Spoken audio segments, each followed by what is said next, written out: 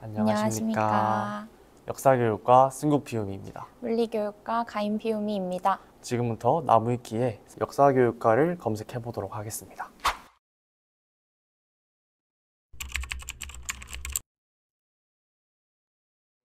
상세 문단 한번 읽어보도록 하겠습니다. 대학원 과정부터는 한문에 약하면 한국사나 동양사 쪽에서, 서양 전근대사의 경우 라틴어에 약하면 괴로워진다.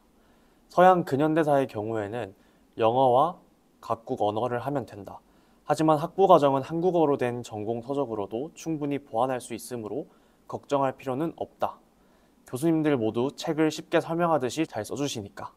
다만 임용 시험을 치르고 사료 강독 수업을 잘 따라가기 위해서는 일정 수준 이상의 한문 강독 능력이 필요하다. 살짝 맞는 것 같아요. 실제로 승국피우미는 한문을 잘하나요? 저는 한자를 하나도 모릅니다. 그런데 역사교육과 와서 그래도 한자를 조금 읽을 수 있게 된 것 같아요. 그래서 모르시는 분들도 너무 두려워하지 않아도 될 것 같습니다. 한문 사료를 자료로 던져주는 문제가 최소한 이제 한 개가 반드시 출제된다고 했는데 아무래도 임용고시를 말하는 거겠죠. 그렇기 때문에 서양사 쪽은 아니더라도 한문 사료 강독은 역사교육과에서 전공 필수로 지정된 경우가 많기 때문이다. 저도 1학년 때 한국사 강독이라는 전공 필수 과목을 들었었는데 제가 한자를 잘 못해서 조금 괴로웠던 경험이 있습니다. 그럼 이제 사학과와의 관계를 한번 살펴보도록 하겠습니다. 역사라는 같은 키워드를 공유함에도 불구하고 기본적으로 지향점이 크게 다르다. 그러다 보니 학부 단계에서는 학교에 따라 사학과와 사이가 좋지 않은 경우가 종종 있다. 저희는 좋지도 나쁘지도 않습니다. 이는 역사교사를 양성하기 위해 설립된 역사교육과와 학문을 가르치기 위해 설립된 사학과의 근본적인 차이에 기인한 것이다. 실제로 역사교육과 출신 역사교사들과 사학과 출신 역사교사들은 스타일이 약간 다르다. 대체로 사학과 출신 역사교사들은 교과 내용을 좀 더 유연하게 해석하는 반면 역사교육과 출신 역사교사들은 내용 전달에 더 중점을 두는 편이다. 사학과를 졸업했든 역사교육과를 졸업했든 아무래도 개인의 스타일이 있기 때문에 그 학과 편차도 물론 있을 수는 있겠지만 그 가르치는 개인적 스타일이 좀 더 중요하게 작용할 것 같습니다. 그럼 이제 부산대학교 역사교육과의 교육과정을 한번 살펴보도록 하겠습니다. 먼저 전공기초 과목이 이제 한국사 입문이랑 동아시아사 입문이 있는데 제가 아까 말씀드렸던 한자 내용이 나오는 한국사 강독 과목도 보이네요. 그리고 본격적으로 전공 과목은 2학년부터 많이 듣게 되는데요. 보시면 1학년이랑은 비교도 안 될 만큼 양이 많죠. 전공 선택 과목이나 필수 과목을 다 보시면은 뒤에 교육이 붙어 있는 과목이 굉장히 많습니다. 그래서 역사 교육과인 만큼 역사도 물론 배우지만 역사를 가르치는 교육학을 배우는 경우가 전공에서 많기 때문에 사학과보다는 역사 교육과 관련된 부분을 집중적으로 배울 수 있다는 장점이 있는 것 같습니다. 저는 이제 2학년 2학기 수업을 앞두고 있는데 서양사 강독이라든지 동아시아사 강독이라는 과목이 있습니다. 이 과목 같은 경우에 아까 나무위키에서 살펴봤듯이 라틴어라든지 영어 또는 한문 같은 내용들이 나오기 때문에 조금 두렵긴 한데 그래도 한국사 강독 잘했던 것처럼 또 막상 들으면 잘할 수 있을 거라고 생각이 됩니다. 그리고 우리 부산대학교 역사교육과는 한국사, 동양의 일부 중국사, 그리고 서양의 유럽사뿐만 아니라 보시면 영국사라든지 미국사, 인도 동남아시아사, 일본 근현대사 등등의 각국사들을 배우기 때문에 다양한 역사 과목을 입맛대로 골라서 들을 수 있다는 장점도 있는 것 같고요. 또 박물관 교육 같은 이런 과목들 같은 경우에도 선배들께 들어봤을 때 직접 박물관을 가서 교수님이랑 함께 수업을 진행한다고 들은 적이 있거든요. 그래서 3학년 되면은 꼭 들어보고 싶은 과목 중에 하나입니다. 그럼 이제 물리교육과를 검색해 보도록 하겠습니다.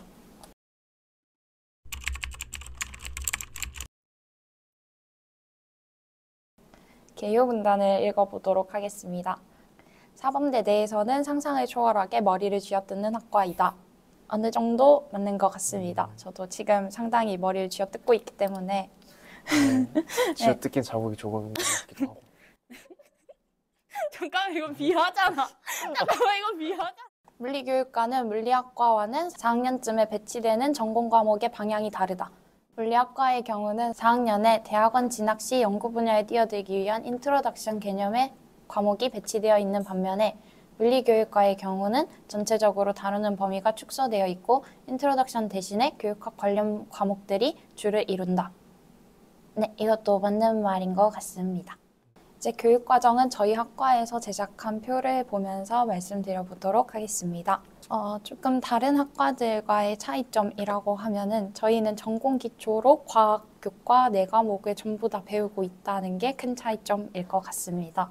일반적으로 저희가 중학교에 가게 되면 특정 과목 교사가 아니라 과학 교사로 발령을 받기 때문에 모든 과목을 한 번씩은 배워야 해서 저도 실제로 물리, 화학, 생물, 지구과학 전부 다 배웠습니다. 네. 그리고 또 하나 궁금한 게 실험 과목이 진짜 많은 것 같은데 혹시 실험 과목에서는 어떤 거 배우나요? 일반적으로 물리 실험이라고 하면 연력학이나 아니면 역학과 관련된 실험을 많이 하고요. 전공 기초에 포함되어 있는 화학 실험의 경우에는 화학 물질 합성이라든지 제가 기억에 남는 실험은 아스피린 합성 실험을 했던 게 기억에 남는 것 같습니다.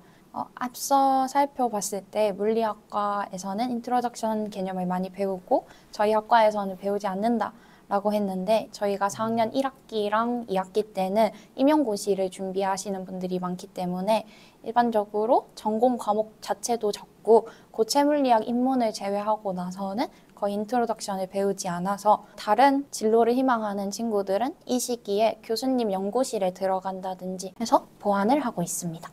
근데 아까 인트로덕션이라는 과목이 있던데 네. 그거는 뭔가요? 인트로덕션 과목이라고 하는 거는 개론 과목이라고 생각하시면 되는데요. 저희 학과 표에서 살펴보면 우주론이라는 과목이 전공 선택의 3학년 2학기에 배정이 되어 있어요. 그럼 우주론을 배우기 위해서는 저희가 일반적으로 수학이랑 기본적인 양자론을 배워야 되기 때문에 3학년 1학기 때 양자역학원 또는 2학년 1학기 때 수리물리학 등을 배우게 됩니다. 이런 수리물리학과 양자역학과 같은 과목을 인트로덕션이라고 생각하시면 이해하기가 좀 더 편안하실 것 같아요. 역사학 개론이나 건축학 개론 같은 거네요? 네, 약간 그런 개념이라고 보면 될 것 같습니다. 그럼 이제 대학백과에 나와 있는 질문에 답하는 시간을 갖도록 하겠습니다. 제가 먼저 뽑아볼까요? 물리교육과 질문입니다. 입학하기 전에 물리 1, 2 공부하고 가는 게 편할까요? 물 1은 베이스만 있고 물 2는 아예 안 한 상태입니다. 라고 하셨는데 물리 1, 2를 알고 있으면 1학년 수업에 따라가기 편한 건 사실입니다. 근데 앞으로 배울 것들에서는 수학이 좀 더 중요하기 때문에 차라리 1, 2 과목을 하는 것보다는 수학 미적분이나 벡터를 보고 오는 게 조금 더 좋을 것 같아요. 다음 질문. 다음 질문 뽑아볼까요? 역사교육과 질문. 제가 지금 2년째 쌍사를 하고 있는데요. 항상 역사는 전교 1등에 모의고사도 전교 1등이었습니다. 아마 대부분 쌍사를 하셨겠지만 아닌 비율도 꽤 높다고 해서 몇 년 전에 쌍사하고 나면 입학하고 수업 따라오기 굉장히 편하다는 말을 들었어서 쌍사 선택하고 오면 정말 학점 따기 쉬운가요? 라고 또 이렇게 질문을 해주셨는데 사실 저도 쌍사를 수강을 하고 왔습니다.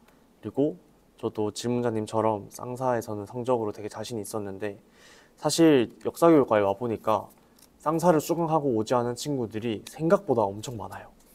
물론 쌍사를 듣고 오는 게 수업을 따라가는데 도움이 될 수밖에 없습니다. 모르는 것보다는 아는 게 더 좋으니까 수강을 하고 오면 수업 따라오기에 용이할 수 있겠지만 또 이게 학점이라는 게 다른 부가적인 요소들이 겹쳐서 나오는 거기 때문에 쌍사를 선택한다고 해서 학점을 잘 받을 수 있는 건 아니다. 쌍사를 선택해도 열심히 해야지 학점을 잘 받을 수 있다 라고 생각해 주시면 될 것 같습니다.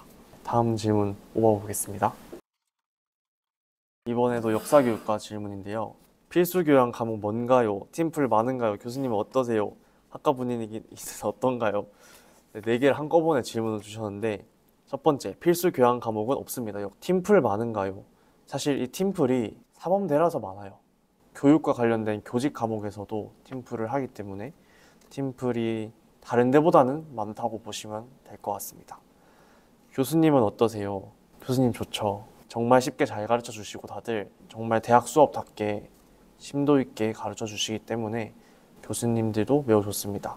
그리고 네 번째로 학과 분위기는 어떤가요? 사실 이거는 물리교육과 포함해서 사범대가 다 그럴 것 같은데 정말 가족 같은 분위기입니다. 왜냐하면은 엄청 소수과이기 때문에 학번 안에서는 물론이고 학번 간에도 엄청 친하게 지낼 수 있어요.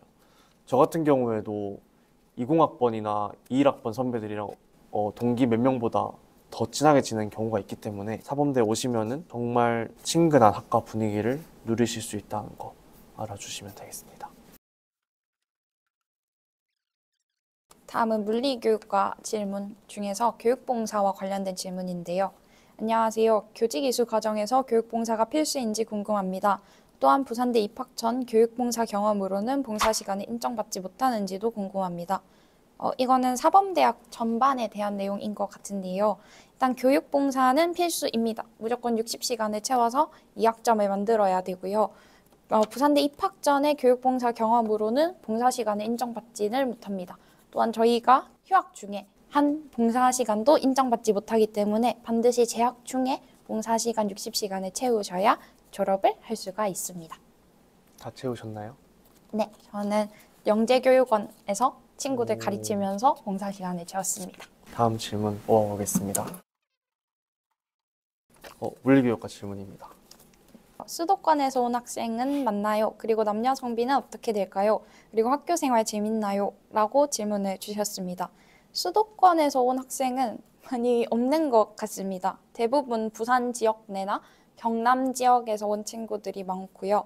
남녀 성비는 예전에는 여자 2명에 남자 11명 이런 식으로 좀 극단적이었는데 1학번 때부터 여자 5에 남자 9명 이런 식으로 좀 여자 성비가 많아지고 있어요. 근데 매년 달라지기 때문에 여자는 2명에서 5명 사이, 남자는 9명에서 11명 사이라고 생각하시면 될 것 같습니다. 학교 생활은 재미있습니다. 학생회를 하면 다른 친구들이랑 친해질 수 있어서 학교 생활을 더 재밌게 할 수 있었던 것 같습니다. 역사교육과 질문이에요. 역사교육과는 졸업하기 위해서 답사를 가는 것으로 알고 있는데 부산대학교는 답사를 몇 번 가야 하나요? 사실 이 질문에서 조금 수정을 해드려야 될 부분은 역사교육과 졸업 여건에 답사는 없습니다. 저희가 매년 답사를 춘추계로 나누어서 봄에 한 번, 가을에 한 번 이렇게 가고 있는데 거의 어떻게 보면은 필수라고 보셔도 될 것 같아요. 거의 빠지는 인원 없이 학과의 모든 인원이 참여하는 행사이기 때문에 졸업을 하기 위해서 답사를 가는 건 아니지만 거의 모든 인원이 빠짐없이 매년 2번의 답사를 간다는 점 알아주시면 될 것 같아요. 지금까지 나무위키와 대학백과에 올라와 있는 질문들을 함께 살펴보면서 역사교육과와 물리교육과에 대한 다양한 내용들을 살펴보았는데요. 여러분이 평소에 궁금했던 내용들이나 선입견이 많이 해소가 되셨으면 좋겠습니다. 감사합니다.